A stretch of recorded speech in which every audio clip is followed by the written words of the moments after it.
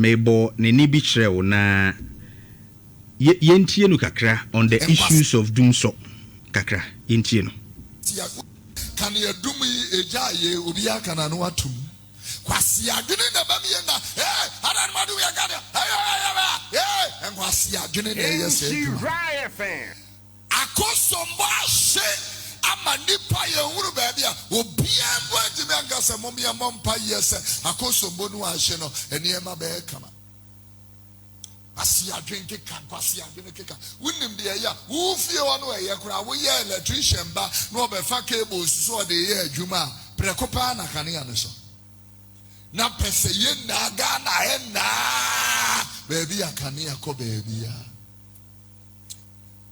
tell me say nyam kwasi adwene ke be de kata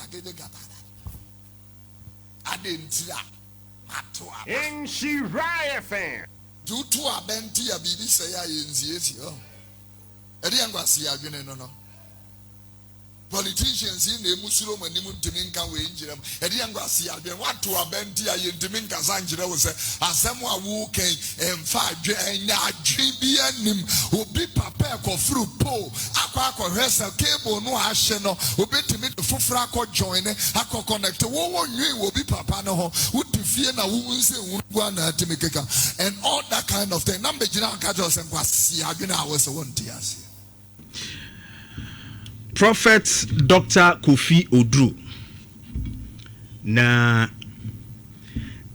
de bia na meka se nyame nkrofo no so omu ye nipa yemfa omu nyame afre wo mu no emfa nto one side na yemfa wo mu nipa su enso nto another side sa atemdidie ni de wo kan nyina no we nyame na ekasa fa ni mu period sa atemdidie nyame na ekasa didi yatem efani muchre because the word of God comes to exalt eba se ebema yempeja ema medidi yatem endimini.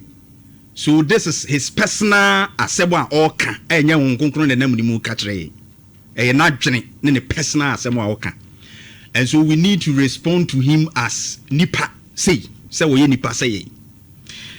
But one thing is that Sofi Kofi Odru memenka wasem da basa dia wugina wo puppet so di nyame pono edidi Ghana fo atem wo mu ana wo kadum so ho asem no esa wo sre boniface se wayesa because the Dumsor issue no started ye no according to the minister kra almost starting ya outages a eba ya mampani kra ka ho asem say because of say omu change transformer nti. The transformer issues were there. People complained. And I'm penny be here no. I can't say no. Minister no so be kai.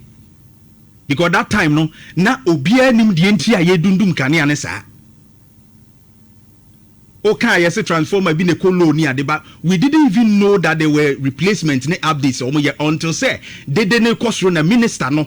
Ebe kasa ache Ghana for say oh ye transformer upgrade. Enti na Dumsor no e cost. In fact, Ashanti region crowd ye dundum no. And started way back January, kakran na de by do February na ye west. Emma mini PRO ebetena ono ne yepe no wa homa isui. So Dumsor started nya akosombo a 2 weeks ago yai. It started long time ago.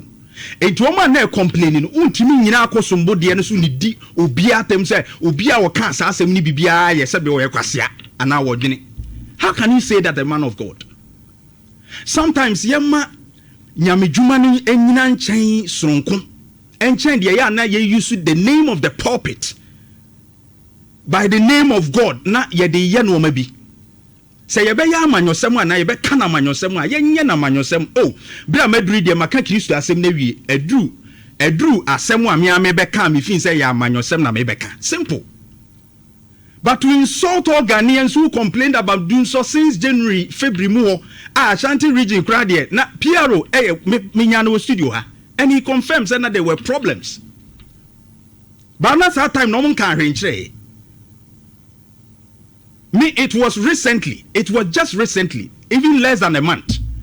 And now omo de me to omo platform bi so omo se omo the media for Ashanti region na to so a bibia no mbema update. But no man crying in no more update. And open sorry, you do mechania. I don't even know why it went off. You do know. Minim the entire call off. And I'm even waiting for him to come on the interview. Number Bisano. Because me and me about the Transformers or mobile store Ashanti region. So why would you insult all Ghanaians for asking questions? Say, what can you do? Let's not do this to ourselves. Let's not do this to ourselves. I am very low. Very, very low. Dr. Kofi Odru. You know, you are learned and you know more than this. You don't have to do this. Go to the gutters like that.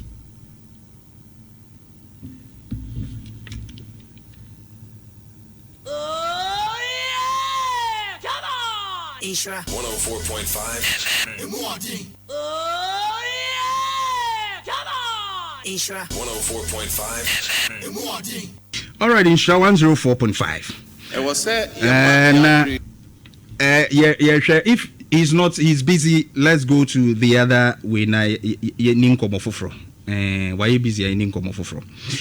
Na Bank of Ghana. I mean, what's it? 5 minutes. Okay, right.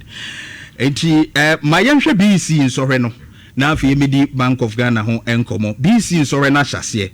Na normal pinu